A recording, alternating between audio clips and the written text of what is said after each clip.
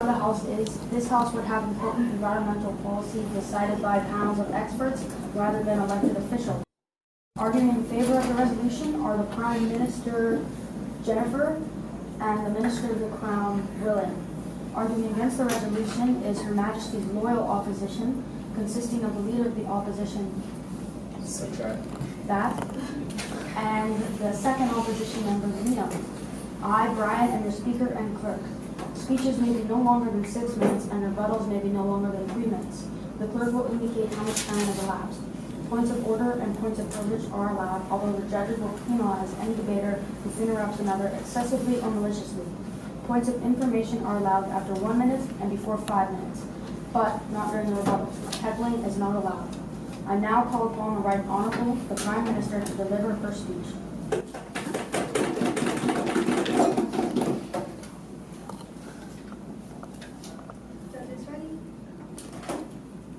Thank you, Mr. Speaker. Ladies and gentlemen, there was a time when the sugar industry was booming. And then a study was released that entailed of the detriments of sugar. However, the industry lobbyists convinced the government and elected officials to omit those recommendations made against sugar. And it was that decision that led to the obesity crisis that we face now. So, now we're telling you that when we face the global warming crisis, we don't want history to repeat itself. We're not going to give the power to elected officials who are going to be influenced and not actually put our environment in as a priority, that we stand to propose the resolution that, that this House would have environmental policy decided by panels of experts rather than elected officials.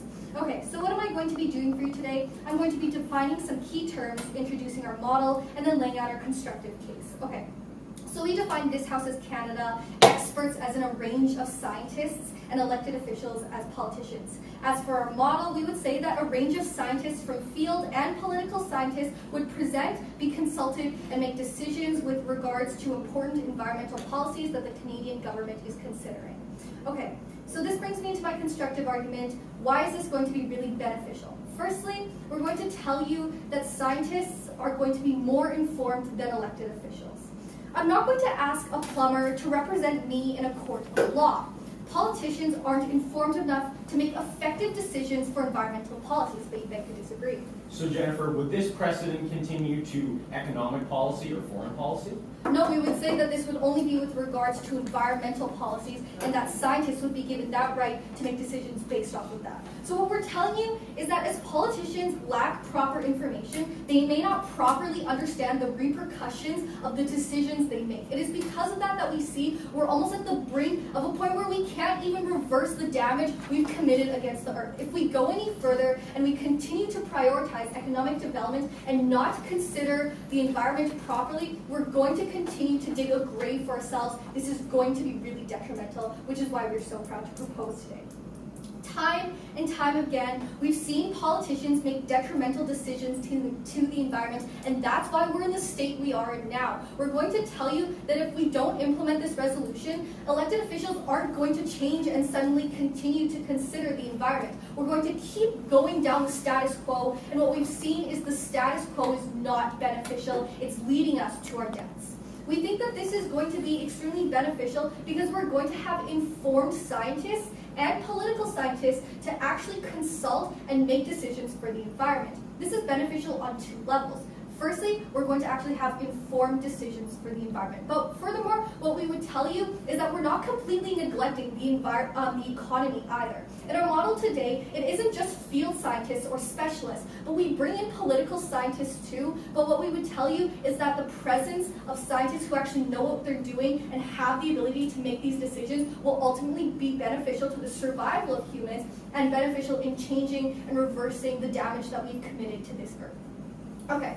So let's talk about why this is going to be better for the environment if we have more informed decisions, and why it's going to be better for us in turn. Well, this is going to actually create positive change for the environment when proper decisions are being made considering our Earth. This is beneficial on 2 levels. Firstly, we live on this Earth. This is our only home. It is for that reason that we actually need to conserve it and protect it, but you beg to disagree? Jennifer, don't you think what happens to Canada should be up to Canadians? What we would tell you is that what what happens to this earth should be up to people who know the repercussions of what we've committed. We would tell you that people who actually know what they're doing and specialize in this science that can tell you the things that we need to be changing, the things that we need to be doing should actually be consulted. Because like I said before, I'm not going to ask a plumber to represent me in the court of law. And I'm not going to represent myself in the court of law either, even though it's me at stake. Because what I would tell you is that people who actually know what they're doing are going to make the best decisions and the most informed decisions. I myself wouldn't specialize in being a lawyer, so even though it's me up in that court of law, I'm not actually going to be able to defend myself properly. Therefore, scientists should be the ones determining this, and they're in the best interest of surviving because guess what? They're humans too. Okay, let's continue. This is for the betterment of the environment because we live on this earth. This is going to create a better quality of life for everyone, and it's going to create a better environment that we can actually live in and appreciate. Cleaner air, we're not actually going to have to face environmental catastrophes. That's something that's actually going to benefit us. We live on this earth, we suffer the consequences of a neglection of the environment that is going to be beneficial if we can have a better place to all live in. What we would also tell you is that it's going to be better for the environment because we're making informed decisions. Lastly, we also have a duty to protect it because not only is it our home, but these were damages we imposed on it. Therefore, we have an obligation to actually protect it and try our best to reverse the damages. We think that this is an important principle that we on Side Proposition stand on today. It is for these reasons that we're going to be making more informed decisions and that this is in turn going to be better for the environment and us as a human race that we're so proud to propose the resolution, and for this reason we beg to propose. Thank you. 5 minutes and 50 seconds. I thank the Prime Minister and call upon the Leader of the Opposition.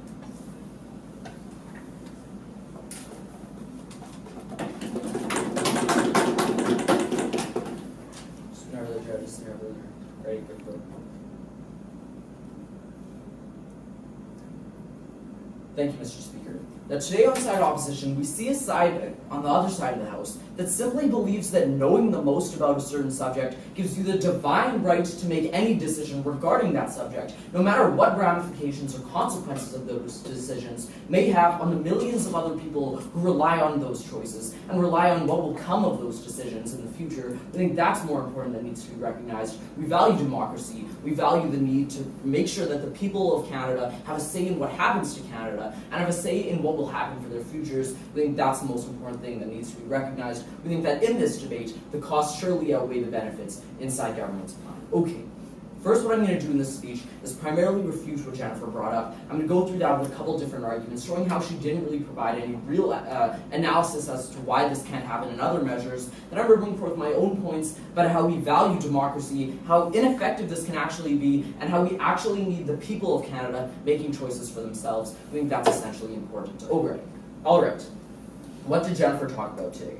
First of all, she told us that officials get influenced very easily and they have complete biased viewpoints, right? We think primarily scientists can also have biased viewpoints depending on what their past political affiliation is, depending on who they worked for beforehand. We see tons of scientists who work for Coca-Cola that tell the world that it's not Coke that makes people obese, but it's just that they don't get enough exercise, right? So we want to question where this knowledge actually comes from, where this data actually comes from. There are a lot of different arguments to be made for different types of ideas. And so we think that scientists can just as well, and maybe more convincingly, have biased opinions that may make different choices. And we think that when you're going against the viewpoints of Canadians, when you're going against people who were actually elected on promises that they made and said they would keep, and the Canadian people supported those viewpoints, we think those are the things that we need to be supporting. We think those are the things that we need to be fighting for as tangible policies to make change in our society. We think that's important. Second of all, she told us this idea that scientists know best, and they're the ones that need to be making this idea, right?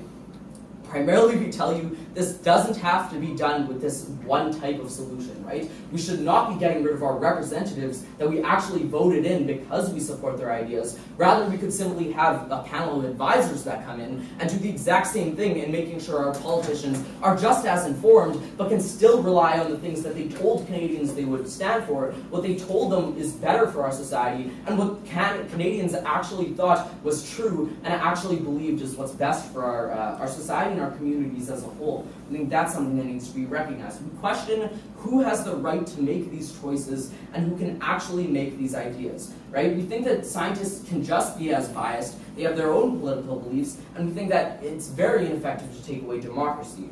Jennifer next told us this idea that people who know best are always the ones to be making choices. They're the ones who need to be doing this. But again, we give you this idea that it shouldn't be this right for people who know the most about a certain subject to be able to make decisions that will affect millions of other people around the country that maybe don't know as much, but still need to worry about other sorts of places in their economy, other sorts of areas of their government that need to be recognized. And we see, as I'm going to talk about in my next point, how this harms different parts of our government if you solely focus on one sort of area, such as economic policy. We think that's dangerous. Okay, into my point.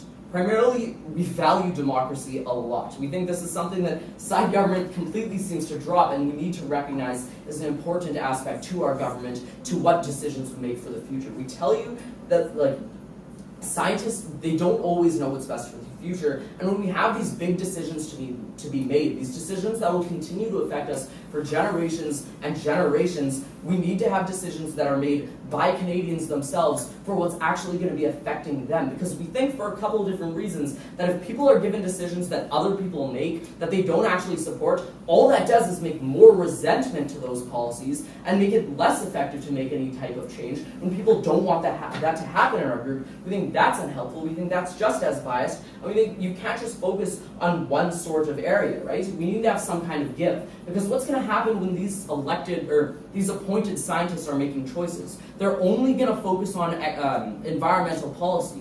And what that does is give us the same reason why the Green Party of Canada isn't elected. They only focus on a certain area and focus completely on that area and make it impossible to work on other things like economy. And an economy like Canada, where it's a lot based around oil consumption and our usage of natural resources, we see that that will go down the drain a lot faster if we can't work on that. At the same time, we need to have some kind of give. That's why we have politicians who can make those promises and make different compromises rather than a completely set-minded approach to things. We think that's dangerous. Second, we tell you that these scientists also have their own preconceived notions. They also have their own ideas that come into play. They're not unbiased people because they worked for different companies. And what this does is it only makes a certain sort of he said, she said idea, right? When we have government scientists and then we have corporate scientists who work for their own arguments, right? They just tell you, oh no, it's not actually this that's bad for the environment, it's actually this. And then our government has this other sort of idea for their scientists, right? We think that doesn't really make tangible difference. And when it's that close and the comparative is so hard to make a decision, we can't only rely on the facts, but what Canadians actually want for their society,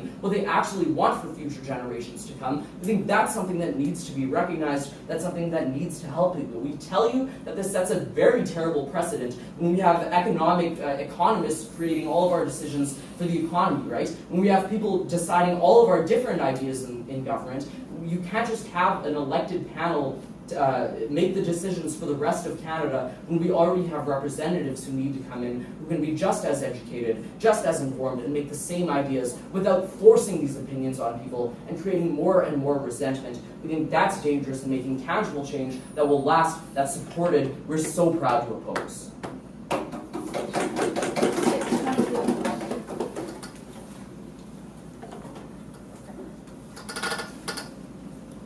I thank the Leader of the Opposition and now call upon the Minister of the Crown.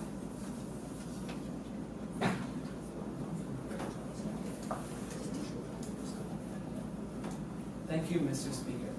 Now let me first get into, first of all, refuting all side of government's case for all of their points. Now, first of all, they brought up this idea time and time again that scientists are somehow biased. Now, while we agree there are those corporate scientists that feed the wrong information for the people or are funded by companies such as Coca-Cola, but the experts will not be biased because simply the science is there. The science is there because we're going to be looking at the studies that they have conducted that have been peer-reviewed by many other scientists and have these bias control measures in place in these studies that show that climate change is a fact and that we need to be doing these recommendations to stop them.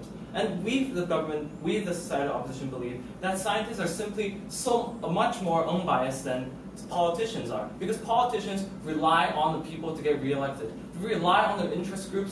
They rely on the oil companies to get reelected. And that's why they're simply much more biased than scientists, which is why we believe they're much more equipped to solve the problem. Do you not agree? Yeah, don't you think that when you have a panel of scientists who have power federally over everything that happens in Canada for our environmental policy, that takes away provincial powers to make decisions about their own government and can affect their economy as well? Well, what we see here is that the federal government already makes policies nationwide and doesn't affect the policies of the provincial government. We don't see how this will be a clash of power between them. How there's a difference between politicians making the decision and the scientists making the decision. Now again, the second point they made up was that they kept on questioning the right of the scientists to make the decision. But let me ask you, what gives the politicians the right to make the big decision for the environmental policies when they're simply not well informed to make the decision? They know how to get elected. They haven't spent their lives studying these cases, these environmental problems. And we, the side opposition, believe that the environmental scientists and the economists and the political scientists are much more better equipped to solve this problem. Now, once again, what have we on side opposition talked about? Now, first of all, my partner, of course, talked about how the status quo isn't working right now. 2015 is the hottest year so far, and we need to reverse the damage done to the environment. And of course, how scientists are much more better informed than politicians, which is why we need to have them making these decisions for environmental policy instead of these politicians. Now, what will I be talking about? I'll be talking about the bias that comes with politicians when compared to scientists, and two, how scientists can offer a much wider range of expertise within this area, which means they're better informed to make the decision. Now, first of all, bias. So why are politicians biased? Well, it's because they make decisions to try to get re-elected. They never try to make the best decision for the best circumstance. They're always keeping into mind their political standpoint, their party's goals, and the most important goal, of course, is re-election. But as we can see here, they have many different interests that, of course, clash with what we're trying to do with environmental policy.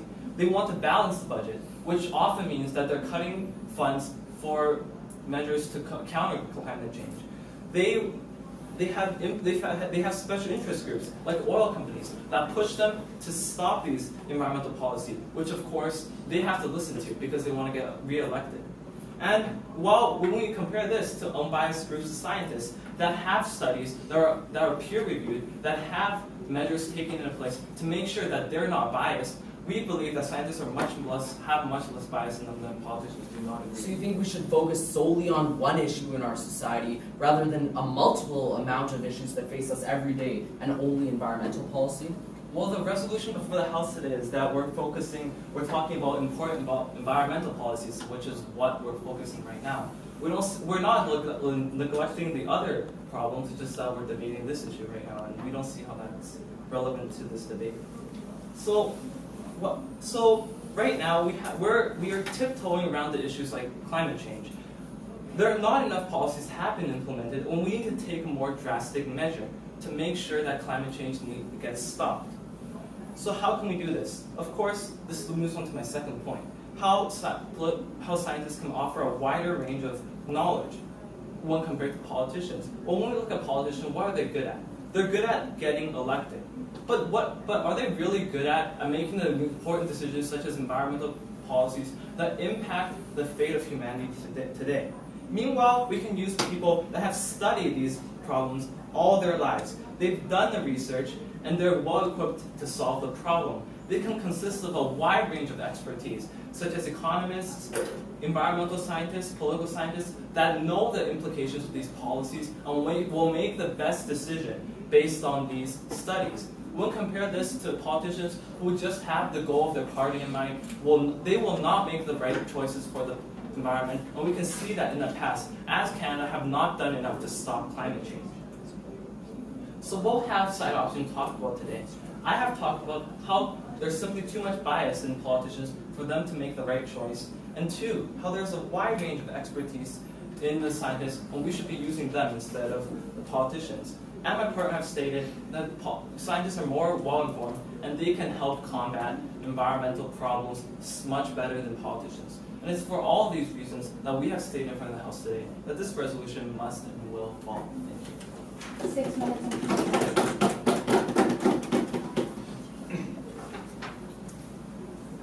I thank the Minister of the Crown and now call upon the second opposition. Here you go. Thank you, Mr. Speaker. Today in my speech, I'm going to get into some refutation of what side government has brought up. I'm going to rebuild the points of my partner, and I'm going to get into a big constructive point of my own. But first, let's get into some refutation. First, they brought us this big point about scientists are better informed, therefore they should make the decisions. We asked them for the analysis and the logic behind, if I know best, I make the choices, and they provided none. They didn't tell us why knowing most on a subject gives you the divine right to make decisions. Their reaction was in turn to say, what gives politicians the right? They were elected. That's what gives them the right. Canadians chose them. And furthermore, that they talked a lot about how even if these appointed scientists would get on to these boards and would make the decisions, there are also flaws in their logic. My partner talked about how they can be influenced, they can have political views, they can see things in a very misconstrued way as well. And getting into their second point about how this is better for the environment, they talked a lot about how it is our job to fix the environment. But for them, our is not Canadians. For them, our means appointed scientists, not elected officials. And what is the big problem with this? When you don't have elected officials making decisions, things go wrong. There is no way to punish these elected officials, first of all. Second, these elected officials, like I mentioned, have views of their own that can interfere with their decision making, and they haven't acknowledged this. Now, finally, I asked in a POI, shouldn't Canadians decide what happens in Canada? And Jennifer skirted the issue because she's a very good debater. But what she didn't want to say was, no, Canadians shouldn't decide what happens in Canada, because that, at its core, is what they are arguing for. Now, getting into some rebuilding of my partner's points. We talked a lot about how scientists can be biased too. They can have views. And they basically said, not ours. We see that this is a naive view. Scientists are as politically opinionated as everyone else. In fact, likely more impassioned about the issues that they face. So clearly, there could be very skewed views on the panels as well. And again, we asked philosophically and analytically, why do scientists get the right to decide what happens in Canada? Again, they answered, well, what gives politicians the right? It's because they were elected. That's what gives them the right to make decisions, and that is a democracy. They simply haven't recognized that. Now, finally, getting into my last point, that rebuttals, we talk a lot about, don't you think that this justification of the people who know best should make decisions, don't you think that could apply to foreign policy, domestic policy, economic policy? And one second, and they responded by saying, well, that's not what's on the board. But yes, that logic could be used to justify putting economists at the head of the Canadian economy, or putting whoever at the head of domestic policy. Because people don't know best, it doesn't give them the right to make decisions. Yeah. But would you not agree that the dire state we're in for the environment constitutes this kind of right as compared to a stable economic or foreign policy that we're in? I disagree. I think to Canadians and how they voted in the past, the economy is just as important as the environment. And despite what side government would have you say, it is not what scientists think is most important, it is what Canadians think is most important that should be debated on and made laws on, because even if they disagree with that, that is the voice of the people, and that is how democracy works. Now, getting into my constructive point about how this really is not an effective way to create change in the environment. So, first of all, they talk a lot about how these appointed officials can make change. From Ottawa down, where they can cascade their views and change what the different provinces and what the different legislatures in those provinces do and think. This is simply untrue on multiple levels. For example, if a conservative Alberta legislature disagreed with the scientists who had the views of the Green Party, it is the Albertan people who will suffer the consequences. This disagreement between the two levels of government is a huge issue. In addition, these panels would be appointed by whom? The government. Therefore, surely an issue would arise where the government would stack the committees, like they do in the Senate, like they do on the Supreme Court. The government that is in power looks to the future, and they stack these panels and these committees with people who align with their views, giving them benefits. So really, this plan about people on panels who are appointed is ineffective on multiple levels. There could be a disagreement between provincial and federal government, and the federal government isn't elected, which means they don't hold credence to govern. And second, why is it likely that there will be people stacking the committees and putting people who they want, not who really should be on the committees? So obviously this is a problem that will arise, and they haven't really addressed this. So because I have told you why knowing a lot about a subject does not give you the right to govern, because I have told you why this plan will be ineffective on multiple levels, and why, because on side government, we value democracy more than we do the environment, we are so proud to oppose.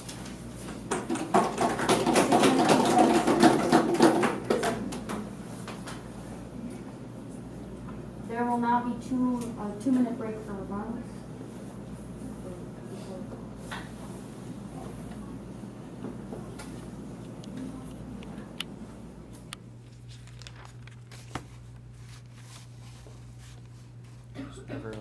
Whenever everyone's good to go. Yeah, okay. Thank you, Mr. Speaker. Now, in this final rebuttal, what I really want to do and clarify for you is that we on side opposition do believe in helping the environment. We do believe in making change and actually making sure our world is safe for the future. But what we don't agree with is when we go against the views of the people, when we go against democracy, and we give certain people the right to make decisions when nobody else believes that that should be so. We think we need to recognize the importance of making sure Canadians have a say over what happens to them and have a say over what's going to affect them for years to come. We think that's the most urgent thing at hand. That's the reason we need to make a change. That's the reason parties like the Green Party aren't elected, because the people recognize there are other things at stake as well, and there are different issues as well that need to be recognized. We think that's the most important, and we think we need to ask what's best for the integrity of Canadian democracy, and we believe that on our side of the House, we have won this debate for that reason. Okay. Primarily what we ask is what happens when scientists and these governments disagree, right? When provincial powers don't agree with these people, when the scientists tell them to do one thing and others don't want to do this because it harms them in so many other different levels of their society. We see that just only creates more resentment, it only creates more tension between people, and it makes it a lot harder to actually make a difference, to actually make any tangible change. We think that actually disenfranchises people from making legitimate debate. We think that's a very negative thing to have. Secondly, we tell you that we should never be going against something that the people want in their societies, and they tell us on side government that politicians are only ever good at getting elected. We tell you, however, that there are benefits to having these politicians in place. If politicians make mistakes, if they do something that the Canadian people don't agree with, we simply don't elect them the next time. But when we have panels of experts making all these decisions, it completely wipes out the voice of the people. It makes this idea that, oh, I have a vote, I can make a change in my society. Well, not anymore, you can't, because the people who know best are the ones making all these decisions, right? We think it's unfair to take away that power from individual people in our society. We think we need to listen to the voices of people around the world. This debate comes down to democracy and recognizing all the views and different fields of our society that need to be important, rather than simply scientific fact of environment. And we tell you that we still want our environment to be safe, but when there are politicians that make mistakes, we can still make a change, we can make a difference, and either way, even if these scientists are appointed, they're going to be appointed by the government at hand. And so all that's going to do is make scientists who are biased to what that party wants. It's never going to make any real change. It's never going to make any decisions that aren't biased. We think that's more dangerous. We need to have politicians who can actually come to justice. We think that's more important. We think when you take away debate, when you take away the chance to talk about these issues and make a difference for what the mass majority of people want, we think that's harmful. And an issue like this, an issue so large, needs to be recognized at this scale. And at the crux of this debate, it comes down to what gives you the right to make a change. And logically, when we step back and look back at what this precedent does to making sure only those who are experts can ever make decisions, we cannot stand by that logic. We need to have a say in what happens in our society. We're so proud to oppose.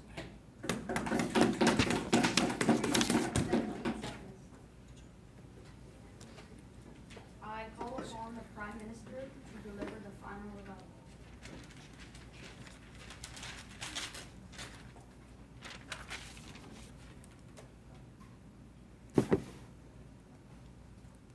Thank you, Mr. Speaker. Both sides of the House today examined the best way to help the environment. However, we on side proposition would tell you that this resolution must stand for the reasons that we've stated throughout this debate. But what am I going to be doing for you in this rebuttal? I'm going to tell you about side opposition's case that they presented and why it fails, and then ask 3 really important questions. Okay, firstly, let's talk about some of the things that we didn't get to address as the Prime Minister and on-side proposition.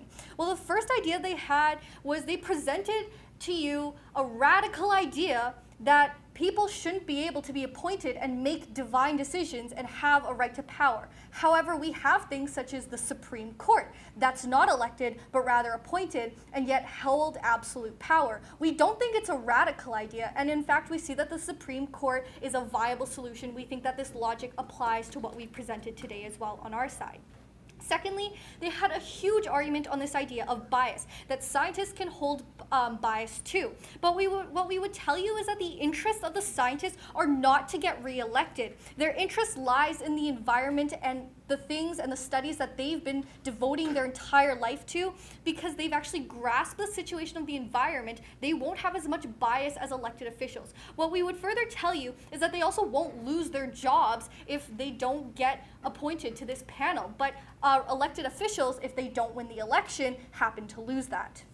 Okay, so let's talk about 3 questions. Firstly, who has the right to make these decisions? We think that side opposition has also asked this question many ways. We concede that in some ways this isn't constituted. We agree to that. However, the difference and the differentiating factor we on side proposition have to propose to you today is that the situation we are in is so dire that it calls for this measure. And why? Because firstly, 2015 has been the hottest that we've ever been, and we've experienced extreme temperatures. We're also seeing irreversible damage and extreme droughts within a whole bunch of countries. We see that we're in such a dire situation that it actually constitutes this, and that the scientists actually do have the divine right to make this decision after we see the status quo has failed us.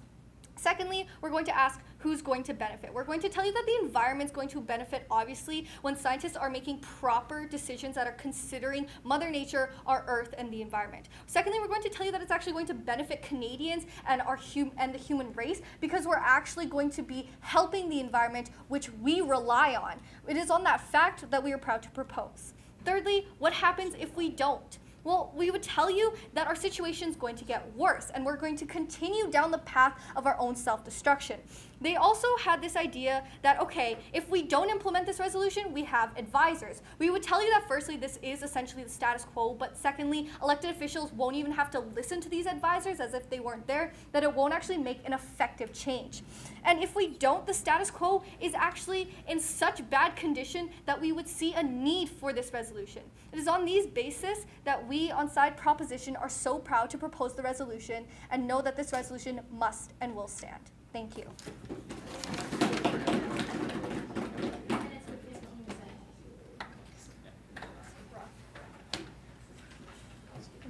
Jarvis.